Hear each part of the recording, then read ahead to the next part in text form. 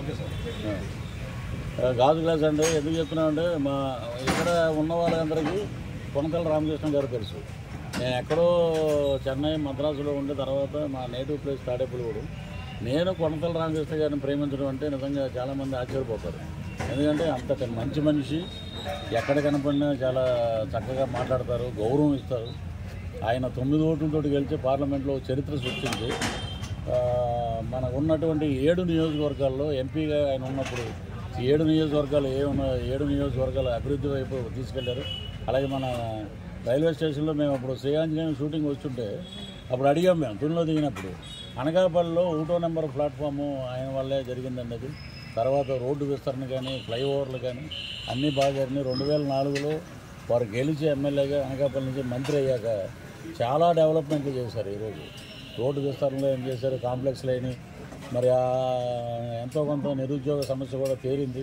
ఇన్ని రకాలుగా ఉన్నటువంటి ఆ మంచి మనిషిని మనం గెలిపించుకుంటే మన శారదా నదికి వచ్చిన వరదలకి అప్పుడు ఆయన 2009 అనుకుంటా, 2009 2004లో వరదలు వచ్చింది. 90 అండి. ఇష్టమా మీకు? ఒక ఇంటర్వ్యూలో చెప్పారు. చేయమనండి, ఏముంది. ఇప్పుడు అనుసూయ గారు వచ్చినా ఇంకొకళ్ళు వచ్చినా ఎవరు వచ్చినా కూడా సినిమా ఇండస్ట్రీలో అనుసూయ గారు ఆమె నిబద్ధతగా మాట్లాడింది. ఏది, నేను పవన్ కళ్యాణ్ గారికి ప్రచారం చేస్తాను. పవన్ కళ్యాణ్ గారు ఒప్పుకునేదేముంది? ఇప్పుడు పెళ్లి జరుగుతుందండి, నేను ఇక్కడ తోరణాలు కడతాను, అవి కడతాను, వెళ్ళిపోవాలి చూసుకెళ్ళి. మమ్మల్ని మాకేమన్నా ఎవరైనా ఇలా ఒప్పుకో ఇలా తిరుగు అనకాపల్లి అన్నారా? మన పని మనం చేయాలి. సో స్వాగతిస్తాం. అనుసూయ గారు వచ్చిన సినిమా ఇండస్ట్రీ మొత్తం ఏకపక్షమై ఉంటుంది. సినిమా ఇండస్ట్రీ మొత్తం ఓన్లీ జనసేన, టీడీపీ, బీజేపీ కూటమి ఉంది. మా అగ్రనాయకులందరూ 3 పార్టీల్లో ఉన్నారు.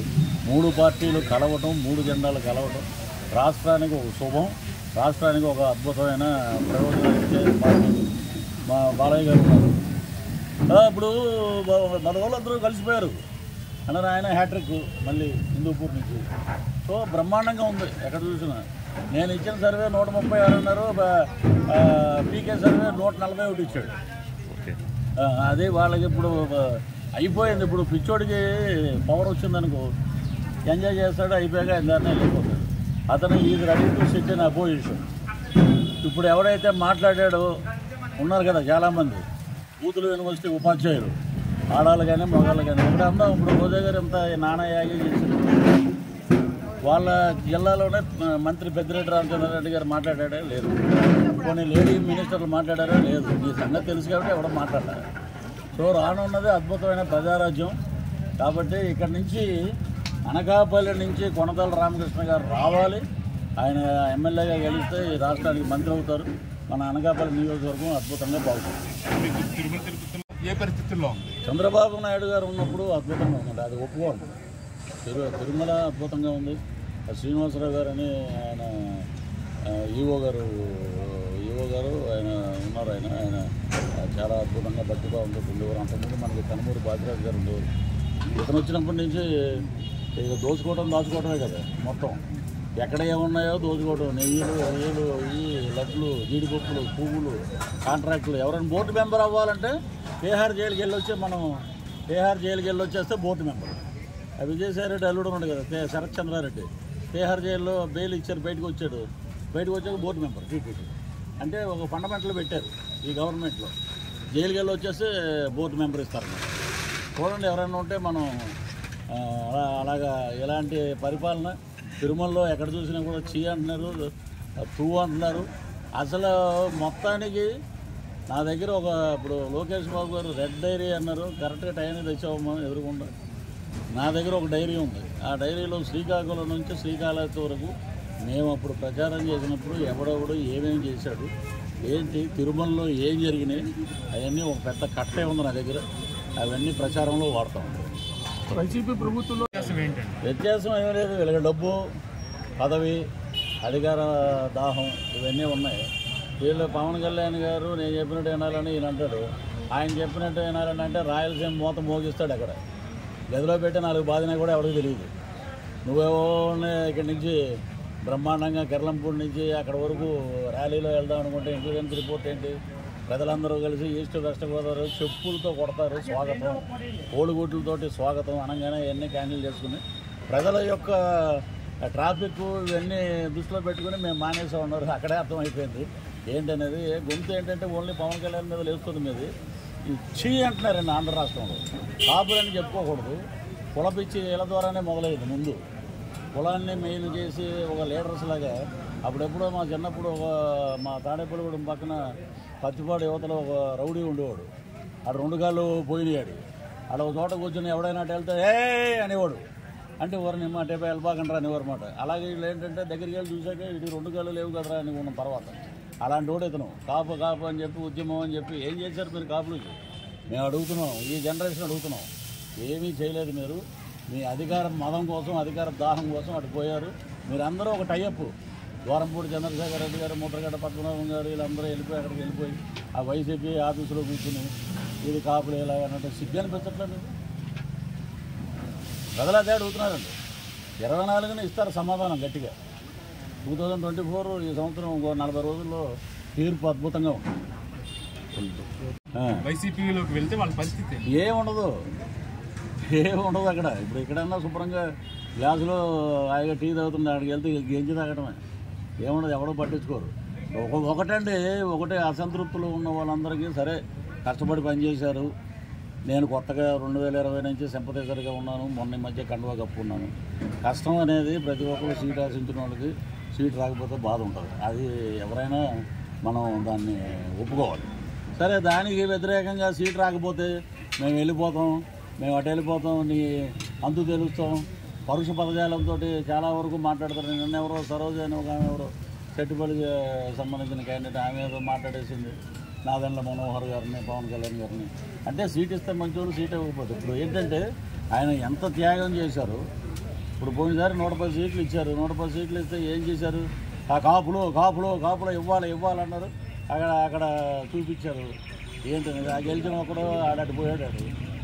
ఆడికి చరిత్ర అయిపోయింది అక్కడితోటి. సో పవన్ కళ్యాణ్ గారు ఈసారి ఏంటి ఎలా చేశారు? ఒక దుర్మార్గుని ఎదుర్కోవాలంటే 3 పార్టీల ఐక్యత. అక్కడ బీజేపీ ఏమీ తక్కువగా కాదండి. ఒక వార్డు మెంబర్ కూడా గెలవలేనటువంటి పవన్ కళ్యాణ్ గారి మాట ఈ దేశ ప్రధానమంత్రి ఉన్నాడంటే అదే మా నీతి నిజాయితీ, అదే పవర్ ఆఫ్ గ్లాస్. ఆయన మొన్న చెప్పింది కూడా అదే, గ్లాసు పగిలే కొద్దీ పదునెక్కుద్దని. ఆయన మరి ఒక ప్రధానమంత్రి మొన్న మీటింగ్ వచ్చాడంటే వాళ్ళకి ఏ ఇంటెలిజెన్స్ రిపోర్ట్ లేకపోతే వాళ్ళు వచ్చి మీటింగ్లో ఎలా పాల్గొంటారు? పొత్తు పెట్టుకుంటే అప్పుడు ఉన్నాడు కదా జమ్మలగడ్డ రాంబాబు ఏదో పేరు. అది ఏంటంటే ఎవరితో పొత్తు, బీజేపీతో పొత్తు ఎందుకుంటుంది అన్నారు. అన్నీ వచ్చినాయి. ఇప్పుడు వాళ్ళకి పడుతుంది కింద, ఎప్పుడు ఏమవుతుందో తెలియదు. ఇలాంటి దరిద్రులతో నేను ప్రతిసారి బై రోడ్డు వెళ్తుంటానండి. నేను ఫ్లైట్కి కూడా వెళ్ళను. వెళ్ళి ప్రతి గ్రామాల్లో ప్రతి చోట నేను అడిగిన ప్రతి చోట ఒకే మాట చెప్తున్నారు. ఏంటంటే ఈసారి మార్పు తథ్యం ఉంది. 136 సీట్లు, 20 పార్లమెంట్ సీట్లు గ్యారంటీగా కూటమి గెలుస్తుంది. ఇప్పుడు ఇక్కడ ఫ్రాడ్ జరుగుతుంది. ఏమన్నా మనం ఏంటి సిన్సియర్గా మనం అద్భుతంగా ఇదిగోనండి ఇక్కడ ఫ్రాడ్ జరిగింది అంటే ఏందన్నా ఏం మాట్లాడుతున్నారన్న మీరు? ఫ్రాడ్ ఏం జరిగింది అంటే మన రెడ్లన్నా, నేను రెడ్డిగా వెళ్ళండి అని అనేసి నేను సంతకం పెట్టేసి ఇచ్చేసాను. నేను సీఎం ఆఫీసులో ఇచ్చేసాను 3వ నెలలోనే. తర్వాత నా మీద ఒక ఎలిగేషన్ వేశారు. ఒకటి, మీరు జర్నలిస్ట్ మిత్రులు ఆలోచించండి. పృథ్వీరాజ్దే ఒరిజినల్ వాయిస్, అంబటి రాంబాబుది ఒరిజినల్ కాదు, ఫేకు. అవంతి శ్రీనివాస్ది ఫేకు. ఆడు జిప్పిప్పి చూపించాడు, అది ఫేకు. అంటే నేను ఎందుకు నాది ఒరిజినల్ అన్నారు?